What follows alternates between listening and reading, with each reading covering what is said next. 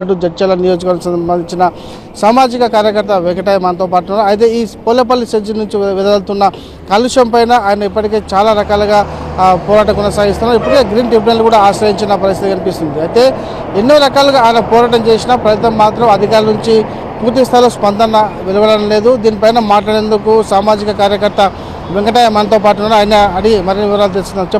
చెప్పండి మీరు ఎన్నో రోజులుగా మీ ఈ పోలేపల్లి సెజ్ నుంచి వస్తున్నట్టు అంటే ఈ ఫార్మా కంపెనీ నుంచి వస్తున్నటువంటి కాలుష్యం పైన మీరు ఇప్పటికే పోరాటం కొనసాగుతుంది. ఎలాంటి పోరాటం కొనసాగిస్తున్నారు, ఎలాంటి కేసులు వేశారు? దాదాపు 2000 ఏళ్ళ కంపెనీలు రన్ అయినాయి, ఓన్లీ ఫార్మా కంపెనీలు. 2010లో పొల్యూషన్ అవుతుందని బయటపడ్డప్పుడు 2010 నుంచి నేను కలెక్టర్ గారు కానీ పొల్యూషన్ బోర్డు కానీ సంబంధిత అధికారులకు ఫిర్యాదు చేయడం జరిగింది. ఆ ఫిర్యాదును పట్టించుకోకపోగా వాళ్ళకు అనుకూలంగా రిపోర్ట్స్ చేయడము, మా మీద దౌర్జన్యంగా దాడులు చేయడము అవన్నీ చేస్తుంటాయి. గిట్లా ఒక పెద్ద మనిషి చెప్తే 2018లో నేను గౌరవ ఎన్జిటిని ఢిల్లీని ఆశ్రయించడం జరిగింది. ఢిల్లీని ఆశ్రయించిన తర్వాత అది విచారణ జరిగిన తర్వాత దాని తర్వాత సెంట్రల్ పొల్యూషన్ బోర్డు సరైన రిపోర్ట్ ఇవ్వకపోవడం వల్ల మా అడ్వకేట్ గారు సెంట్రల్ పొల్యూషన్ బోర్డును అప్రోచ్ అయితే వాళ్ళు సరైన రిపోర్ట్ ఇస్తే వాళ్ళు అదేది సరైన రిపోర్ట్ ఇవ్వడం వల్ల 2021లో తీర్పు వచ్చింది. 2013 నుంచి 2021 వరకు 18,25,000 ప్రతి ఫార్మా కంపెనీకి పెనాల్టీ వేసింది. ఆ పెనాల్టీ వేసుకుంటూ ఫర్దర్ ఇలాంటి పొల్యూషన్ చేయకూడదని వాళ్ళకి డైరెక్షన్ ఇచ్చింది. డైరెక్షన్ ఇచ్చిన గతంలో కూడా అదే డైరెక్షన్ ఇచ్చుకుంటూ మన కార్తికేయ, శిల్పా ఫార్మా 3-4 కంపెనీలకు క్లోజింగ్ ఆర్డర్ కూడా ఇచ్చింది. క్లోజింగ్ ఆర్డర్ ఇచ్చిన తర్వాత గత బీఆర్ఎస్ గవర్నమెంట్లో మళ్ళీ వాళ్ళ పర్మిషన్ తెచ్చుకుని వాళ్ళు రన్ చేయడం జరిగింది.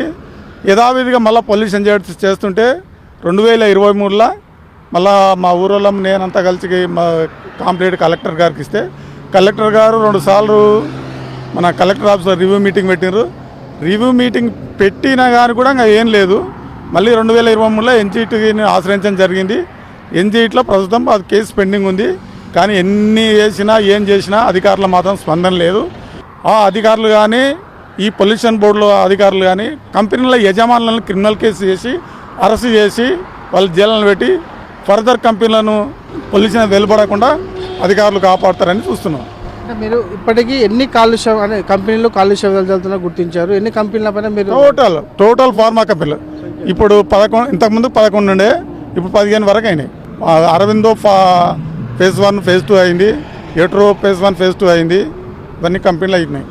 సామాజిక కార్యకర్త కాకుండా ఒక రైతుగా మీరు ఎంత నష్టపోతారు దీనిపైన?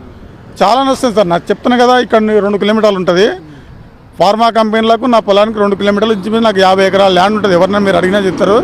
అందులో పంట పంటది. ఇప్పుడు నీళ్ళు దానికి వస్తలేము. ఏదైనా వండుకోవాలన్నా మేము ఇంటికి వెళ్ళి ఫిల్టర్ వాటర్ తీసుకొని పోవాల్సిందే. పంటలు పంటలేదు, దిగుబడి సరిగా రాదు. మా పంటలు కూడా మార్కెట్ తీసుకపోతే ఎవరు సరిగా ఉండలేరు. పంటలు కూడా ఈ పక్కనే మాకు పల్లెశ్వరి 1 ఉంటుంది. అందులో చేపలు చనిపోతున్నాయి. మీరు ఇప్పుడు పోయినా కనిపిస్తుంది. చూసుకుంటే ఈ సమస్య పరిష్కారం లభించాలంటే ఏం చేస్తాయి? లాస్ట్ చివరిగా ఏం చేస్తే ఇక కోర్టులకు పోయినాం. చేస్తే ఉద్యమాలు చేయాలి. ఉద్యమాలు చేసినా అణచివేస్తారండి. ఇప్పుడు వాళ్ళతోని మేము ఢీ కొనాలంటే వాళ్ళ డబ్బు పరంగా మేము కొనలేం కదా. వాళ్ళు ఆ చట్టంలో ఉంది. పొల్యూట్ చేస్తే వాళ్ళని అరెస్ట్ చేసి జైలు వేయాలి.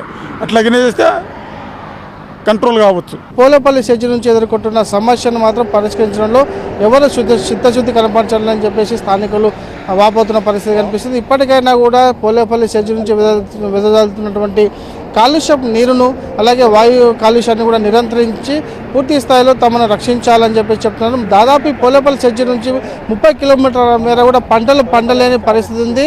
ఇప్పటికైనా పాలకులు ప్రజాప్రతినిధులు మేలుకొని పోలేపల్లి సెజ్ నుంచి వస్తున్నటువంటి కాలుష్యం నీరుతో పాటు అలాగే వాయు కాలుష్యాన్ని కూడా నియంత్రించాల్సిన అవసరం ఎంతైనా ఉందని చెప్పేసి స్థానికులు కోరుతున్నారు.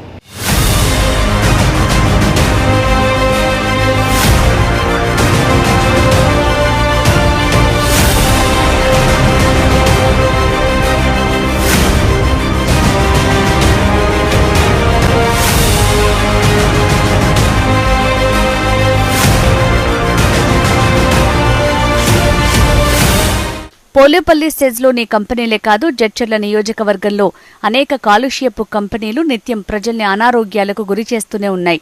ఫార్మాసేజ్లోనే కాకుండా జడ్చర్ల నియోజకవర్గంలో మరో 40 నుంచి 50 కంపెనీలు కాలుష్యాన్ని వెదజల్లుతున్నాయి. రాజాపూర్, బాలానగర్ మండలాల్లోని ఐరన్ పరిశ్రమలతో అక్కడ రైతాంగం, గ్రామీణ ప్రాంత ప్రజలు తీవ్ర ఇబ్బందులు ఎదుర్కొంటున్నారు. కలుషితమైన నీళ్లతో చర్మ సంబంధిత వ్యాధులు వస్తున్నాయి. ఈ నీటిని వినియోగిస్తున్న ప్రజలకు చర్మ సంబంధిత వ్యాధులు వస్తున్నాయి. తలస్నానం చేస్తే వెంట్రుకలు రాలిపోతున్నాయని వాపుతున్నారు గ్రామస్తులు. రాజాపూర్, బాలానగర్ మండలాల్లో ఉన్న Bilas Rai sponge iron, Dilip rolling mill, Hariom కంపెనీలు వంటివి ఇక్కడి ప్రాంత ప్రజలకు ప్రాణసంకటంగా మారాయి. గత పాలకుల నిర్లక్ష్యంతోనే జడ్చర్ల నియోజకవర్గంలోని ప్రజలకు ఈ పరిస్థితులు ఏర్పడ్డాయని ఎమ్మెల్యే అనిరుద్ రెడ్డి ఆరోపించారు. గత పాలకులు, అధికారులు కంపెనీల నిర్వాహకులతో కుమ్మక్కై ప్రజల ప్రాణాలతో చెలగాటమాడారని ఆయన అంటున్నారు. కాలుష్య కోరలపై అసెంబ్లీలో ప్రస్తావించారని చెప్పారు. ప్రస్తుతం ఈ అంశం ప్రభుత్వ పరిశీలనలో ఉందని, కాలుష్యం వెదజల్లే కంపెనీలపై త్వరలోనే చర్యలు ఉంటాయని, లేని పక్షంలో పోలేపల్లి సెజ్ వద్ద బాధిత ప్రజలతో ఆందోళన చేపడతానని జడ్చర్ల ఎమ్మెల్యే అనిరుద్ రెడ్డి హెచ్చరించారు.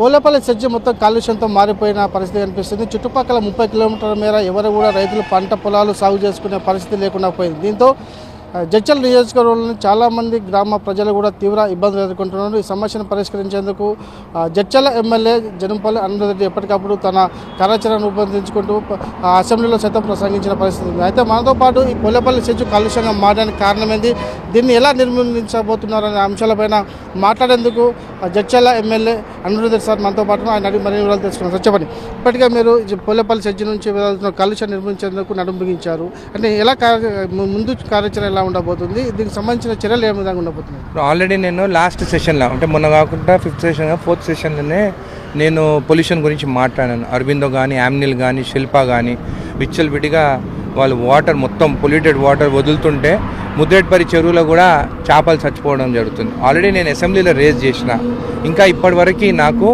పొల్యూషన్ బోర్డు నుంచి రిప్లై రాలేదు. నేను కూడా ఫ్రస్ట్రేషన్ లెవెల్లోనే ఉన్నాను. ఇది దాటిందంటే నేను ఏం చేస్తానో నాకే తెలియదు. దాదాపు ఇక్కడ నుంచి 10 కిలోమీటర్ల వరకు మీరు వాటర్ టెస్టింగ్ చేస్తే హార్డ్నెస్ 2000 పైన ఉంటుంది.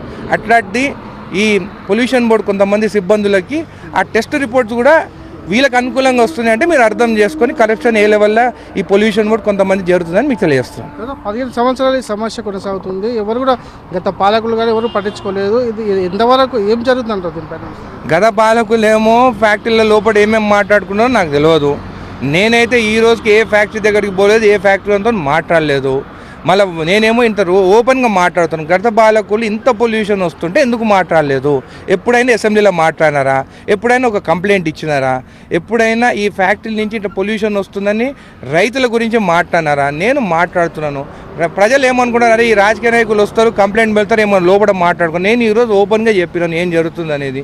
ఖచ్చితంగా ఇదే జరుగుతుంది. ఖచ్చితంగా తొందరలోనే వాళ్ళకి ఇట్లా యాక్షన్ తీసుకోకపోతే పొల్యూషన్ పైన మొత్తం ప్రజలను ఫ్యాక్టరీల ముందు పెడతాను. ఏ అధికారి ఆ ఫ్యాక్టరీల పైన ఏమేమి రిపోర్ట్ ఇచ్చినదని ప్రజల ముందు పెడతాను. అప్పుడు అర్థమవుతుంది నాయకుడు మంచోడా లేకుంటే కొంతమంది అధికారులు ఈ కరప్షన్ వల్ల ఇట్లా చేస్తున్నా అనేది ప్రజలకి అర్థమవుతుంది. అధికారులు ఎవరైనా ఏమైనా గుర్తించారంటే చాలా మంది కూడా ఆరోపణలు వస్తున్నాయి. ఇక్కడికి వచ్చిన తర్వాత మళ్ళీ మర్చిపోతున్న ఆరోపణలు అయితే వస్తున్నాయి. దీన్ని నిర్మూలించాలంటే ఏం చేయొచ్చు? ఇప్పుడు మీరే చూస్తున్నారు, నేను కూడా చూస్తున్నాను. ఎమ్మెల్యే కానప్పుడు గంగారెడ్డిగూడెంకి ఆ బిలాస్ రాయక ఫ్యాక్టరీకి వస్తారు. మనం కంప్లైంట్ ఇచ్చిన రోజు రారు, 5-6 రోజులు వాళ్ళకి ఫోన్ చేసి చెప్తారు మేము వస్తున్నామయ్యా అని చెప్తారు. అప్పుడు ఫ్యాక్టరీ వాళ్ళు ఏం చేస్తారు, ఆ 5 రోజులు పొల్యూషన్ ఉండదు. వాళ్ళు వచ్చిన తర్వాత అంతా బాగుంది కదా అని చెప్పి ఫోటోలు తీసుకొని పోతారు. అది నిజంగా జరిగేది అదే.